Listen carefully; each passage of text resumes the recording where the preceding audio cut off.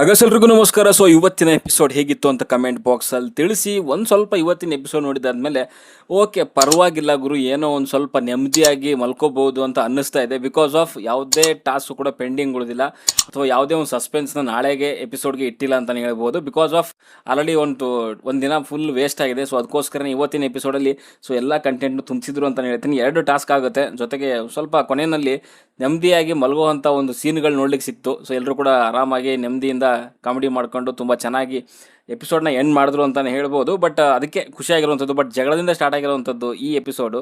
So ಕೊನೆಯಲ್ಲಿ ಎಲ್ಲರೂ ಕೂಡ ಸಂತೋಷವಾಗಿ ಖುಷಿಯಾಗಿ ಎಂಡ್ ಮಾಡಿದ್ರು ಎಪಿಸೋಡ್ ಅಂತಲೇ ಹೇಳ್ತೀನಿ. ಆ್ಯಂಡ್ ಇವತ್ತಿನ ಎಪಿಸೋಡ್ ಬಗ್ಗೆ ನಿಮ್ಮ ಅನಿಸಿಕೆ ಅಭಿಪ್ರಾಯ ಏನಂತ ಕಮೆಂಟ್ ಬಾಕ್ಸಲ್ಲಿ ತಿಳಿಸಿ. ಸೊ ಇವತ್ತಿನ ಎಪಿಸೋಡ್ ಬಗ್ಗೆ ಒಂದು ಚಿಕ್ಕದಾಗಿ ಒಂದು ರಿವ್ಯೂ ನೋಡ್ಕೊಂಬರೋಣ.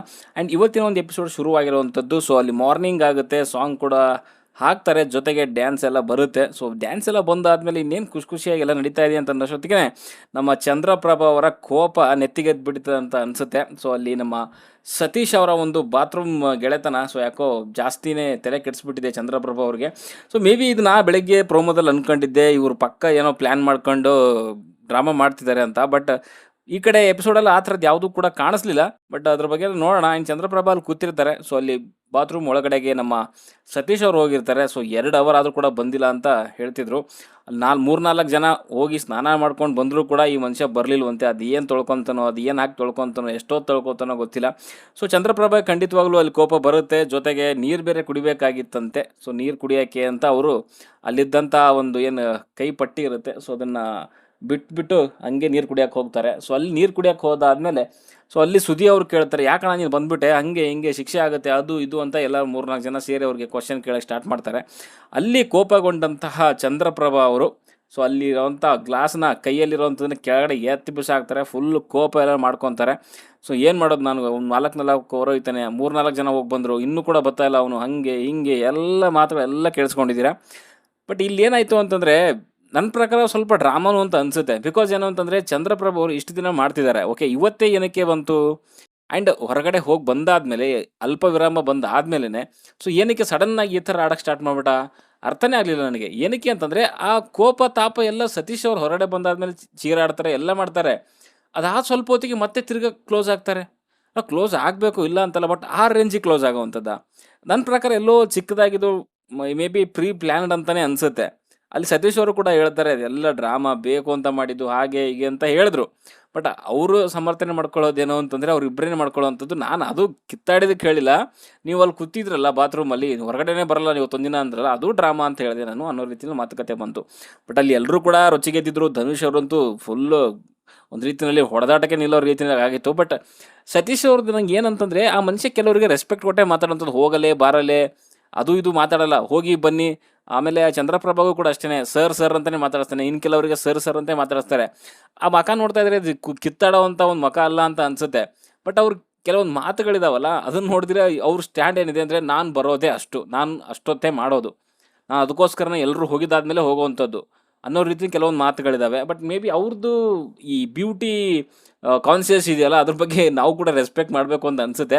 ಹಂಗಿದ್ದಾಗ ಏನು ಮಾಡಬೇಕು ಅಂತಂದರೆ ಅವ್ರು ಏನು ಮಾಡಬೇಕು, ಕೊನೆಗೆ ಹೋಗಬೇಕು. ಮೇ ಬಿ ಅವ್ರು ಕೊನೆಗೆ ಹೋಗಿದ್ದಾರೆ ಅಂತ ಅನಿಸುತ್ತೆ ನನಗೆ. ಬಟ್ ಇಲ್ಲಿ ಪ್ರಾಬ್ಲಮ್ ಏನಾಯಿತು ಅಂತಂದರೆ ಚಂದ್ರಪ್ರಭಾನೇ ಪ್ರಾಬ್ಲಮ್ ಮಾಡಿರುವಂಥದ್ದು ಇಲ್ಲಿ. ಓಕೆ ದಿನ ಅದೇ 1 ಅವರ್ 2 ಅವರ್ ಆಗ್ತಿತ್ತಂತೆ. ಸೊ ಇವತ್ತು ಕೂಡ ಅದೇ ರೀತಿ ಆಗ್ತಾ ಇದೆ. ಒಂದು ಸ್ವಲ್ಪ ಏನೋ ಹೈಲೈಟ್ ಆಗೋಣ ಅನ್ನೋದಕ್ಕೋಸ್ಕರ ನೀರಿನ ನಾಟಕ ಆಡಿದ್ರು ಅಂತ ಅನಿಸುತ್ತೆ. ಸೊ ಕೊನೆಯಲ್ಲಿ ಎಪಿಸೋಡಲ್ಲಿ ಅಲ್ಲಿ ಗಿಲ್ಲಿ ಕೂಡ ಅವರಿಗೆ ಟೀಸ್ ಮಾಡ್ದ, ಅಲ್ಲ ನೀನು ನೀರು ಬೇಕು ಅಂದರೆ ನಾವು ಯಾರು ತಂದು ಕೊಡ್ತಿದ್ವಿ, ನೀನು ಯಾಕೆ ಅಷ್ಟು ನಾಟಕ ಮಾಡಿದೆ, ನೀ ಯಾಕೆ ಗ್ಲಾಸ್ ಹೊಡೆದಾಕಿದೆ ಅನ್ನೋ ರೀತಿಯಿಂದ ಎಲ್ಲ ಮಾತುಗಳು ಬಂತು. ಪ್ರಕಾರ ಅದು ಮೇ ಬಿ ಸ್ವಲ್ಪ ಹೈಲೈಟ್ ಆಗಬೇಕು ಅನ್ನೋವಂಥ ಇದೂ ಇದೆ. ಆ್ಯಂಡ್ ಅದು 2 ಅವರು ಮೇ ಬಿ ಸ್ವಲ್ಪ ಜಾಸ್ತಿನೇ ಆಯಿತು. ಸತೀಶ್ ಅವರು ಆ ರೇಂಜಿಗೆ ತಲೆ ತೊಳೆಯೋದು ಏನೇನು ತೊಳ್ಕೊತಾನೋ ಗೊತ್ತಿಲ್ಲ ಮನುಷ್ಯ ಒಳಗಡೆ ಹೋಗಿ. ಬಟ್ ಸ್ವಲ್ಪ ಅತಿನೇ ಆಗುತ್ತೆ ಯಾರೇ ಆದ್ರೂ. ಬಟ್ ಚಂದ್ರಪ್ರಭಾ ಅಷ್ಟೊಂದು ಓವರ್ ಆಗಿ ಆಡೋವಂಥದ್ದು ಅವಶ್ಯಕತೆ ಇರಲಿಲ್ಲ ಅಂತ ನನಗನ್ಸುತ್ತೆ. ಏನೋ ಕಣ್ಣಲ್ಲೆಲ್ಲ ನೀರೆಲ್ಲ ಬಂತು ಅಂತೆ. ಬಟ್ ಗೊತ್ತಿಲ್ಲ, ಅದಾದಮೇಲೆ ಸ್ವಲ್ಪ ಮತ್ತೆ ಪ್ಯಾಚಪ್ ಮಾಡ್ಕೊತಾರೆ.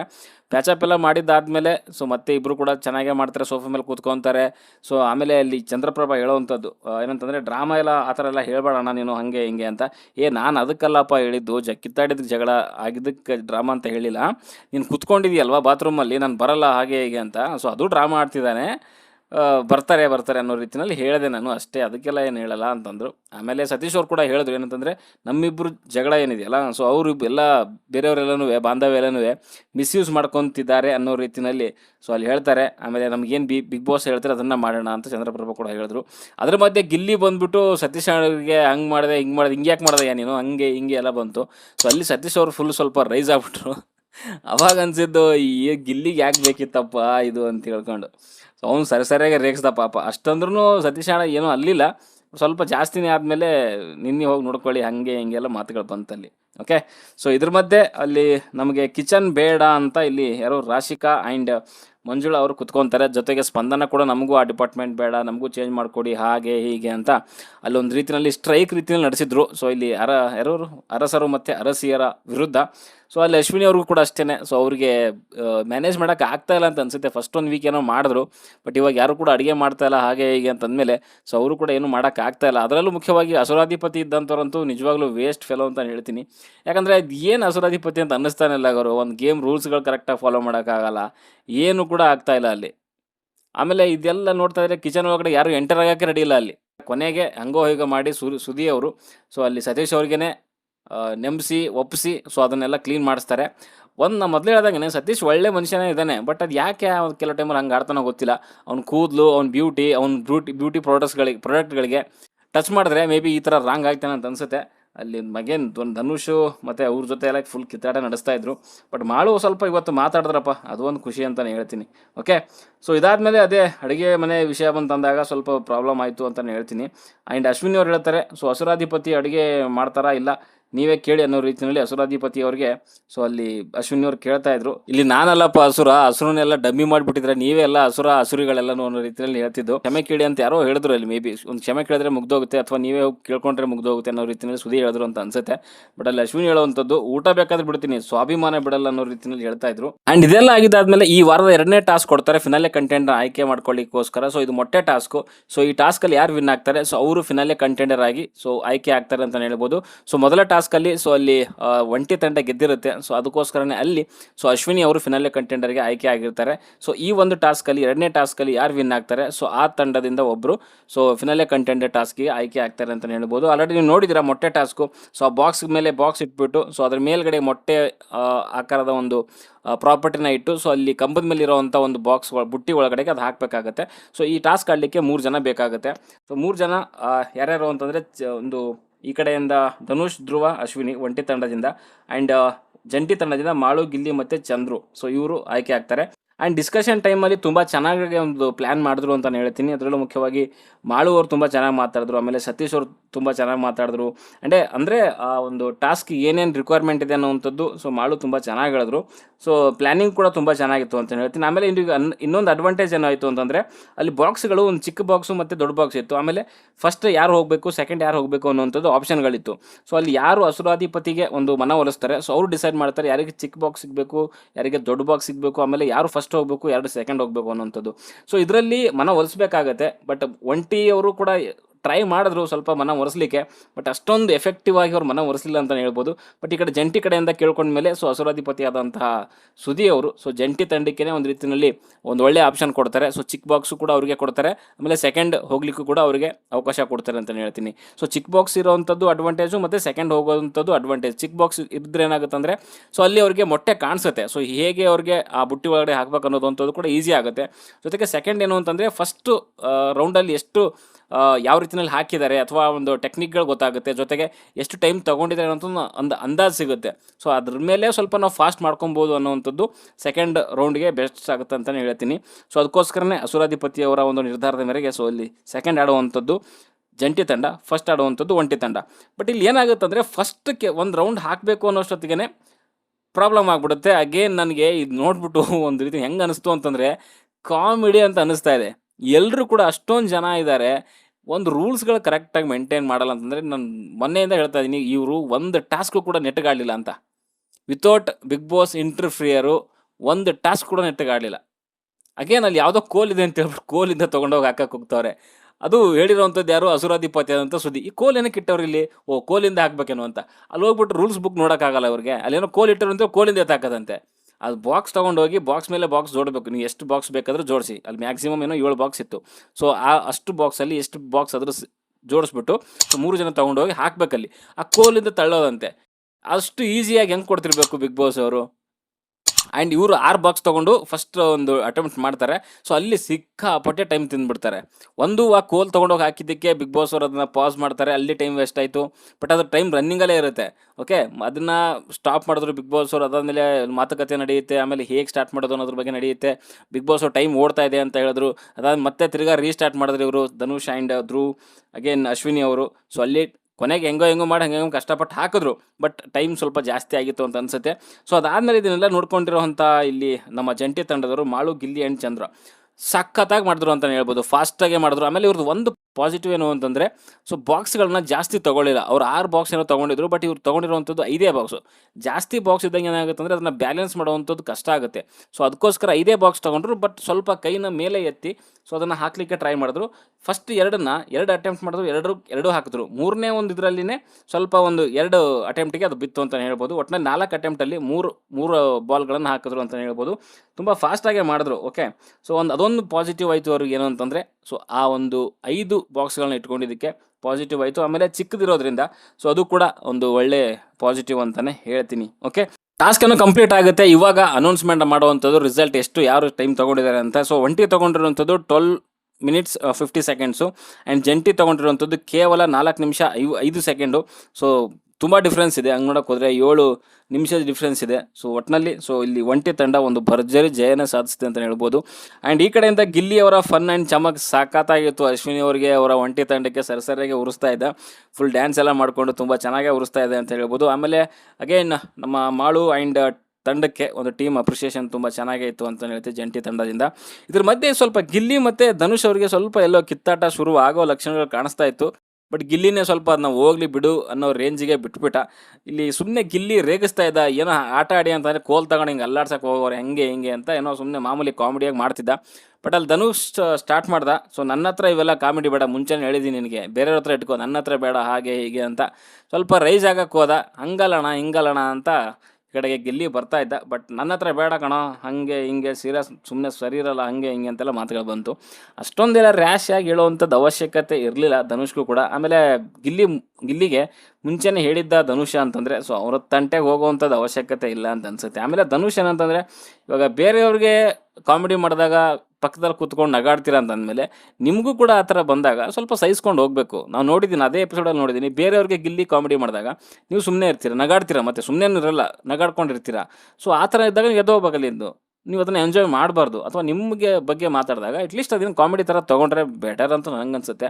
ಅಷ್ಟೊಂದು ರ್ಯಾಶ್ ಆಗಿ ಹೇಳುವಂಥದ್ದು ಅವಶ್ಯಕತೆ ಇರಲಿಲ್ಲ. ಓಕೆ, ಸೊ ಇದ್ರ ಮಧ್ಯೆ ಇವಾಗ ಟಾಸ್ಕ್ ವಿನ್ ಆದಂತಹ ಇಲ್ಲಿ ಜಂಟಿ ತಂಡದಿಂದ ಒಬ್ಬರನ್ನ ಫಿನಾಲೆ ಕಂಟೆಂಡರಾಗಿ ಆಯ್ಕೆ ಮಾಡ್ಕೊಬೇಕಾಗತ್ತೆ.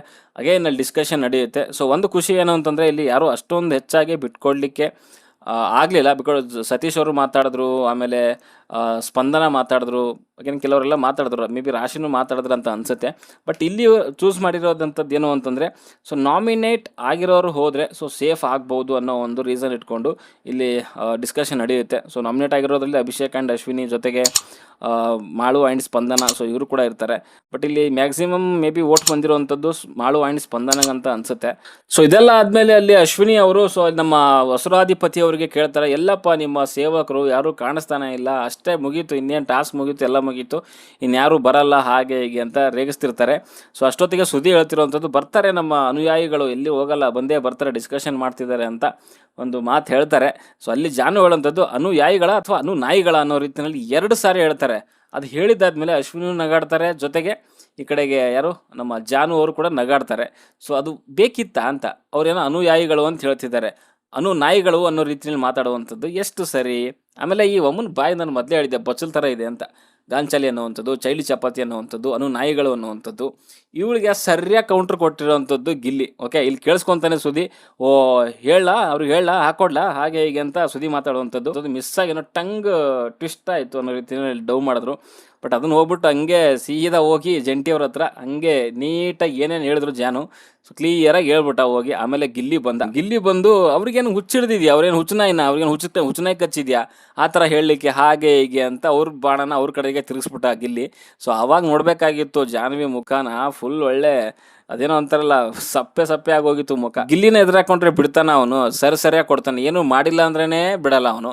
ಈ ತರ ನಾಯಿಗಿ ಅಂದ್ರೆ ಬಿಡ್ತಾನ ಅವನು, ಅದೇ ಹುಚ್ಚು ನಾಯಿ, ಅದೇ ಇದು ನಾಯಿ ಅನ್ಕೊಂಡು ಸರಿಯಾಗಿ ವಾಪಸ್ ಕೊಟ್ಟ ಅಂತಾನೆ ಹೇಳ್ತೀನಿ. ಅಂಡ್ ಇದಾದ್ಮೇಲೆ ಅಲ್ಲಿ ಅಶ್ವಿನಿ ಮತ್ತೆ ಯಾರು ನಮ್ಮ ಅಭಿಷೇಕ್ ಅವರು ಡಿಸ್ಕಷನ್ ಮಾಡ್ತಿರ್ತಾರೆ ಕಾವ್ಯ ಜೊತೆಗೆ. ಸೊ ಅಶ್ವಿನಿ ಹೇಳುವಂಥದ್ದು ಸ್ವಲ್ಪ ಕಣ್ಣೀರ್ ಆಗ್ತಾ ಇದ್ರು.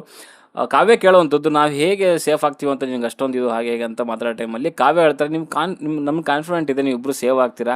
ಸೊ ಮಾಳು ಸ್ಪಂದನ ಅನ್ನೋ ರೀತಿಯಲ್ಲಿ ಅವ್ರು ಸೇವ್ ಆಗೋ ಡೌಟು, ಹಾಗೆ ಅದಕ್ಕೋಸ್ಕರನೇ ಚೂಸ್ ಮಾಡಿದ್ದು ಅನ್ನೋ ರೀತಿಯಲ್ಲಿ ಹೇಳಿದ್ರು. ಬಟ್ ಕಾವ್ಯ ನನ್ನ ಪ್ರಕಾರ ಡಿಸಿಷನ್ ರಾಂಗು. ಸೊ ಅವ್ರು ಸೇವ್ ಆಗ್ತಾರೆ, ಇವ್ರು ಸೇವ್ ಆಗ್ತಾರೆ ಅನ್ನೋಂಥದ್ದು ನನ್ನ ಪ್ರಕಾರ ಮ್ಯಾಟ್ರ್ ಅಲ್ಲ.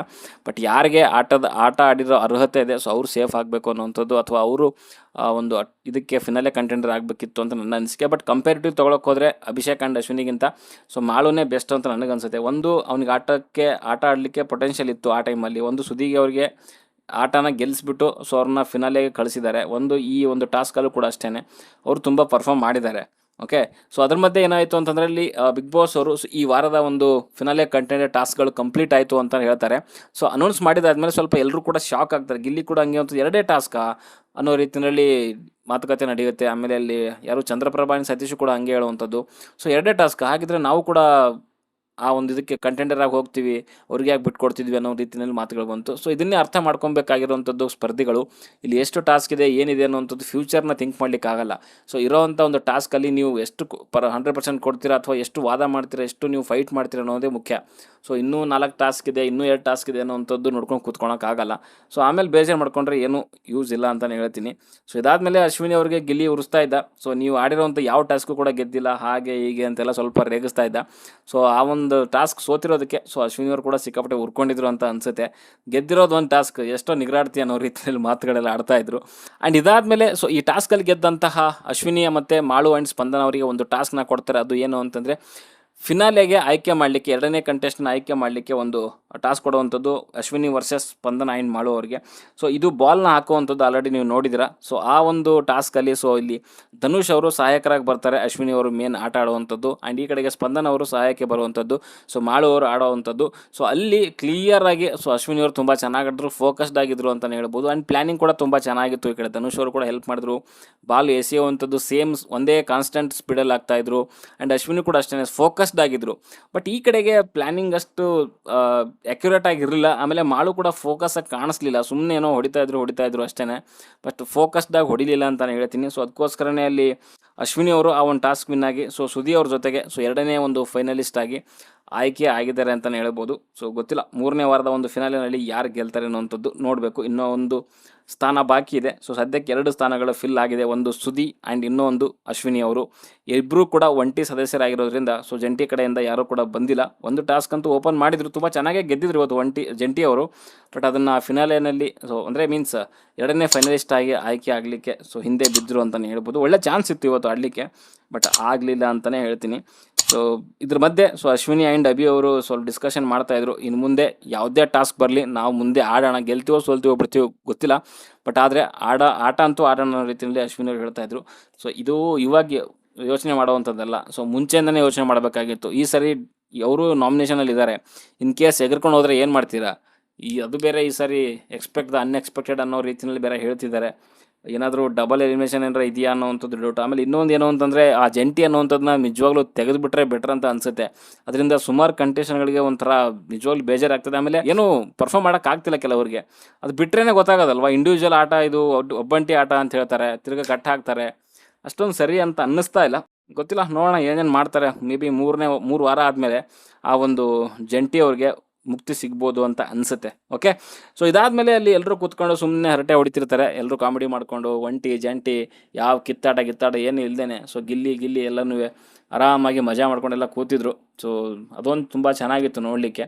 ಒಟ್ಟಿನಲ್ಲಿ ಇವತ್ತಿನ ಎಪಿಸೋಡು ನಾಳೆಗೆ ಯಾವುದೂ ಕೂಡ ಪೆಂಡಿಂಗ್ ಇರೋ ರೀತಿಯಲ್ಲಿ ಉಳಿಸ್ಲಿಲ್ಲ, ಅದೊಂದು ಖುಷಿ ವಿಚಾರ. ಸೊ ಅವತ್ತಿನ ಎಪಿಸೋಡ್ಗೆ ಅವತ್ತಿನ ಕಂಟೆಂಟ್ ಮುಗಿಸ್ಬಿಟ್ರೆ ಬೆಟರ್ ಆಗಿರುತ್ತೆ. ಇದ್ರ ಮಧ್ಯೆ ಅಲ್ಲಿ ಮಲ್ಲಮ್ಮ, ಧ್ರುವ್ ಆ್ಯಂಡ್ ರಕ್ಷಿತಾ ಸೊ 3 ಜನ ಕೂತ್ಕೊಂಡು ಅಶ್ವಿನಿ, ಜಾನ್ವಿ ಆ್ಯಂಡ್ ಸುದಿ ಬಗ್ಗೆ ಡಿಸ್ಕಷನ್ ಮಾಡ್ತಾಯಿದ್ರು. ಸೊ ಬೆಳಗ್ಗೆ ಗಂಟೆ ನೋಡಿದ್ರೆ ಕಿತ್ತಾಡ್ತಿರ್ತಾರೆ. ಸೊ ಇವಾಗ ನೋಡಿ ಹೆಂಗೆ ಹೋಗಿ ಕೂತ್ಕೊಂಡಿದ್ದಾರೆ ಅನ್ನೋ ರೀತಿಯಲ್ಲಿ ಧ್ರುವ್ ಎಲ್ಲ ಹೇಳ್ತಾ ಇದ್ದ ಮಲ್ಲಮ್ಮ ಆ್ಯಂಡ್ ಯಾರು ರಕ್ಷಿತಾಗೆ. ಸೊ ಏನೂ ಮಾಡೋಕ್ಕಾಗಲ್ಲ, ಅದೇ ಟಾಸ್ಕು, ಅದೇ ಗೇಮ್ ಸ್ಟ್ರಾಟಜಿ ಅಂತ ಬಂದಾಗ ಗೇಮ್ ಆಡಲೇಬೇಕಾಗತ್ತೆ. ಇಲ್ಲಿ ಧ್ರುವ್ ಸ್ವಲ್ಪ ಒಪಿನಿಯನ್ಗಳನ್ನು ಹೇಳಿ. ಸೊ ಒಬ್ಬೊಬ್ಬರು ಯಾವ್ಯಾವ ರೀತಿಯಲ್ಲಿ ಇದ್ದಾರೆ ಅಂತ ಪೋರ್ಟ್ರೇ ಮಾಡಬೇಕು ಅನ್ನೋಂಥ ಪ್ರಯತ್ನ ಪಡ್ತಿದ್ದಾರೆ ಅಂತ ಅನಿಸ್ತಾ ಇದೆ. ಸ್ಮಾರ್ಟಾಗಿ ಥಿಂಕ್ ಮಾಡಬೇಕು ಅನ್ನೋ ರೀತಿಯಲ್ಲಿ ಅನ್ನಿಸ್ತಾ ಇದ್ದಾರೆ. ಆ್ಯಂಡ್ ಇನ್ನೊಂದು ಏನಂತಂದರೆ, ಈ ಕಡೆಗೆ ಜಂಟಿ ಅವ್ರ ಕಡೆಗೆ ಒಂದು ಸ್ವಲ್ಪ ಅವ್ರದ್ದು ಒಲವು ಜಾಸ್ತಿ ಇದೆ. ಅದೇನು ಅಂತ ಗೊತ್ತಿಲ್ಲ, ಸಾಫ್ಟ್ ಕಾರ್ನರ ಅಥವಾ ವೋಟ್ಗಳನ್ನು ಸೆಳೆಯುವಂಥದ್ದು ಅಥವಾ ಕೆಟ್ಟವ್ರು ಆಗಬಾರ್ದು ಇವರ ಒಂದು ವಿರುದ್ಧ ಅನ್ನೋ ರೀತಿಯಲ್ಲಿ ಇದೆಯಾ ಅಂತ ಗೊತ್ತಿಲ್ಲ. ಒಟ್ಟಿನಲ್ಲಿ ಸರಿಯಾಗಂತೂ ಗೇಮ್ ಆಡ್ತಾವ್ರೆ. ಓಕೆ, ಸೊ ನೋಡೋಣ ಏನೇನು ಆಗುತ್ತೆ ಅಂತ. ಸೊ ಇವತ್ತಿನ ಎಪಿಸೋಡಲ್ಲಿ ಇದ್ದಂಥ ವಿಷಯ ಇಷ್ಟು. ಸೊ ನಿಮ್ಮ ಅನಿಸಿಕೆ ಅಭಿಪ್ರಾಯ ಏನು ಅಂತ ಕಮೆಂಟ್ ಬಾಕ್ಸಲ್ಲಿ ತಿಳಿಸಿ ಅಂತ ಹೇಳ್ತಾ ಮುಂದೆ ನೋಡೋದ್ರಲ್ಲಿ ಸಿಗೋವರೆಗೂ ಟಾಟಾ ಬೈ.